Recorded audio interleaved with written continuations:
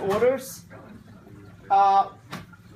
Heterozygous individuals are called what? Carriers. Alright.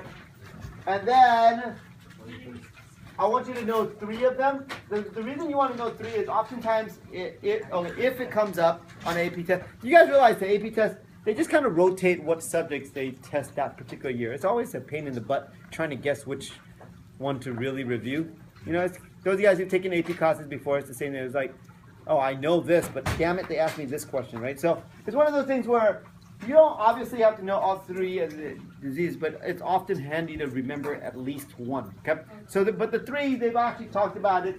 They remind me of the favorite test that you guys really enjoyed over the years. Oh, CSTs. The CSTs. Yeah, right. The CSTs were easy for you guys. It's the rest of the school that was really dying. All right. So, what does the CST stand for? Okay, so C is cystic fibrosis. What is S? Sickle cell. And then T, Tay-Sachs. Okay, so you should just have a brief summary of what each, the cystic fibrosis, so that's the whole chloride transport channels are messed up, but mainly mucus buildup, right? Isn't it in the respiratory system? And then they have different, I think for that, I think I was watching American Ninja Warrior, and there's this guy who is, I really want to do that. I need to organize my life around my priorities. I need to compete in that freaking show. So I either will adopt out my kids for 2 years, so I can train. Because you can't train with little kids. You know what I mean? Like it just doesn't work. Use them as weights. They never win. So you still have to be on the show. No. What's the point of being on? I got to get to the third level at least, third stage. You got to get to the third stage at least. You got to be legit. So you got to be in the city, tryouts, and you got to make the city finals, and then you got to pass the city finals. So to do that, you're actually top 15 in a region. To do that, you cannot have 2 little kids. That's just impossible. Okay. Anyway, so I don't think adopting them out. But you know what? Actually, I've always told my wife I wanted to send my son and daughter to Vietnam until they were 5, because then they're potty trained and all that stuff as well. Like, and they have a good sleep schedule and stuff. But for some reason, she said no. She said no. She owns 60% of the pants, so I lose. Okay. 60%? What? Huh? What? Okay, just make sure those of you guys who are interested in Carolina remember what she just said, because then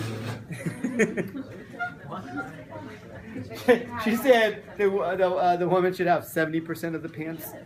What? Madison also second that, so just remember that. Oh, Vanessa, you guys are just lowering your prom your prom chances. I already went to prom, Joan. I'm good. What's the I'm what's fine. the use of 70% of pants? Most of you are covered.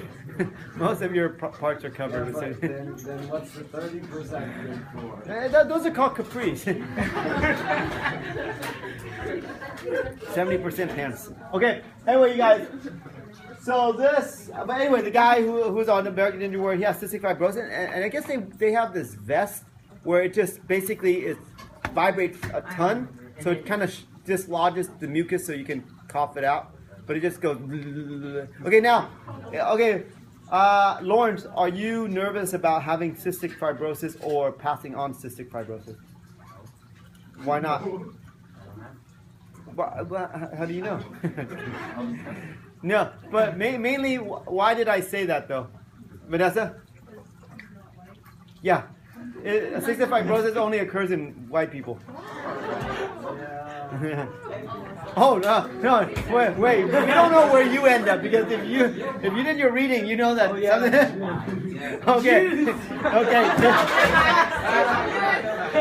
Okay. The next one you guys should know. Sickle cell. So the red blood cells are a sickle shape. They can't do their function, which is deliver oxygen, and it affects. Toby, are you worried about sickle cell? What? No. And why not, Julia?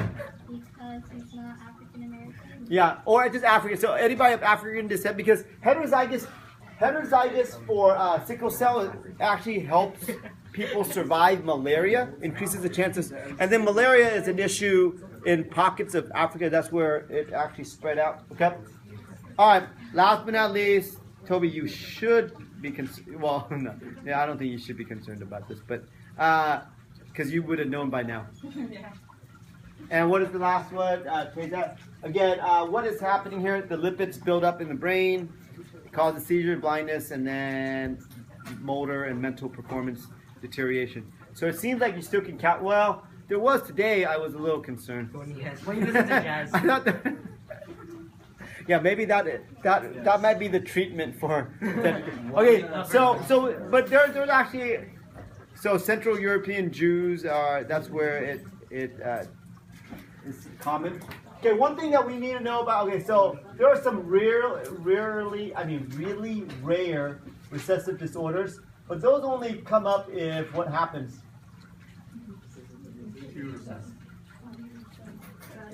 And your ancestors have Incest. I like how Vanessa said it. She said it with such disgust, like incest. Okay, now you guys. I actually knew a friend of mine actually married his first cousin, and they had kids. Oh no.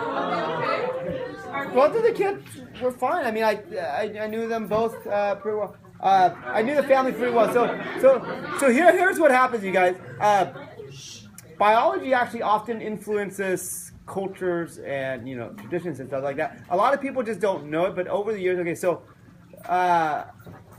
most of the time, okay, why is it not okay? So what happened is they noticed, like, whoa, that family has a lot of issues, right?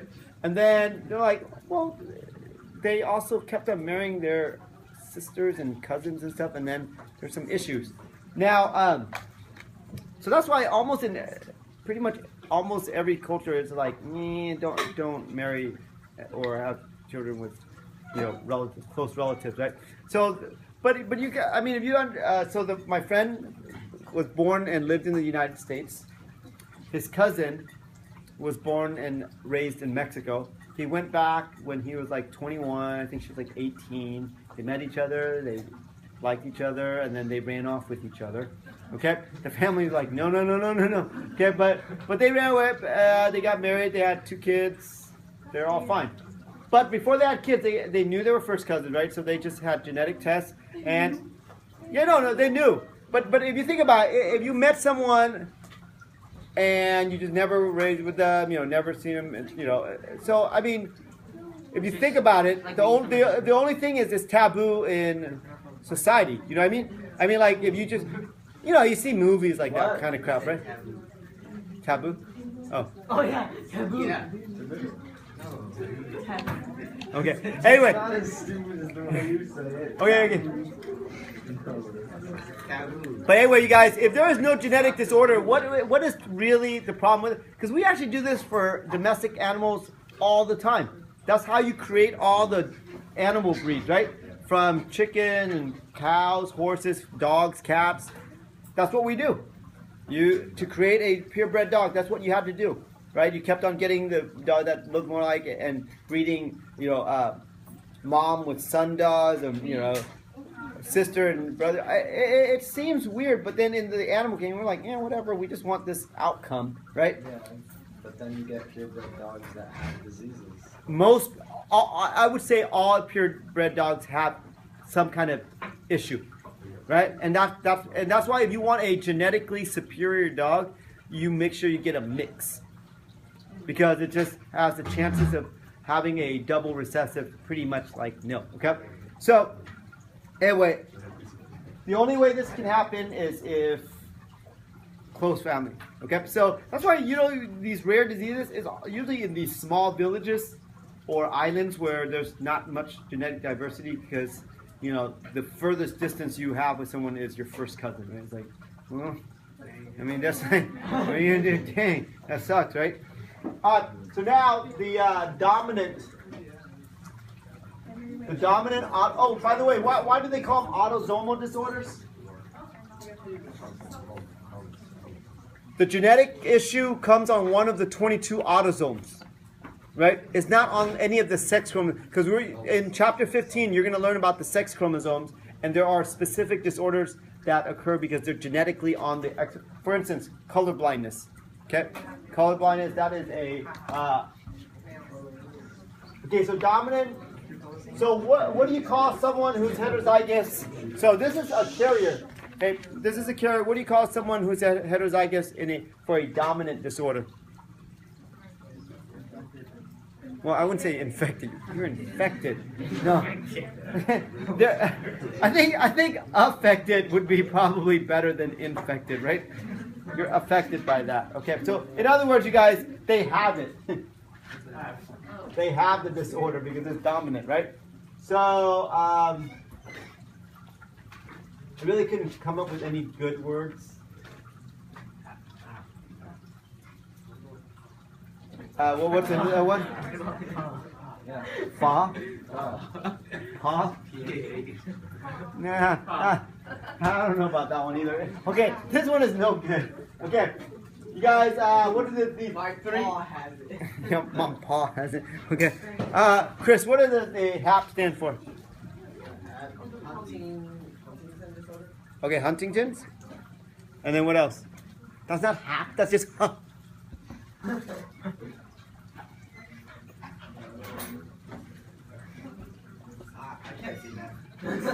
I can't say that. It's got more to do more.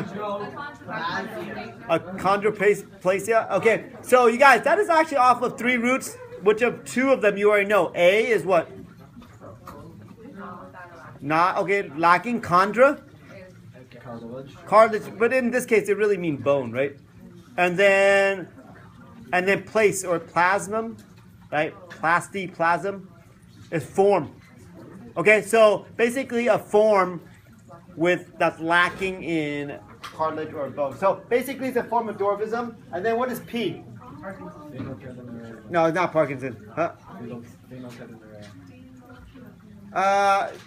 They kind of mentioned that, yes. And then there's another one that they really mentioned. Because the reason I don't pick that one is you probably won't be able to remember how to spell that. But this one you should. How are you gonna remember? Oh, polydactyl. Polydactyly. P is polydactyly. How are you gonna remember? You might not. But if you remember the roots, like I said, A without chondra, as in chondrichthyes, cartilage, and then place as in plasm. Okay, you guys. Anyway, you guys. I would say of all these disorders. Okay, so this is a type of dwarfism. This is more than 5 or 6 fingers or toes on each hand or foot. Okay, so extra fingers and toes. A type of dwarfism. It's not dwarfism because there's many causes of dwarfism. Achondroplasia is just one of them. Okay, and then Huntington's. That's I think the one of the scariest ones because. Well, yeah, basically your nervous system breakdown and then your muscular system breakdown because your nervous system breaks down. Okay, but what is I think saddest about it is, I mean, until relatively recently, I guess. But why was it such a kind of heartbreaking disorder, Madison? Yeah, like how old? Like 40. Between your 30s and basically in your 30s, right? Why is it too late? Because it's already starting to happen and you're showing signs. No, okay, you already have kids. By the time you're in your 30s until recently, you've already had kids. So then when you figure out you have it, you know that you're either this or this. And if you've had kids and this, then you go, oh crap, your kids got what kind of a chance? Every single one of your kids have what kind of a chance? Assuming your partner didn't have it, right? So what is your probability of your kids having Huntington's? Huh? 1/2, because that big A, as long as they receive that half chance right there, right? But if you're this, then it's like, man, then you really feel bad, right? Because then no matter what, your kids, they have Huntington's, right? And again, it's just when it is the onset. But now they actually have tests and stuff like that. So tests are available. Okay, tests are available for a bunch of genetic disorders. Okay, genetic disorders. And people usually use these tests for two reasons. To see what their genotype is, to see if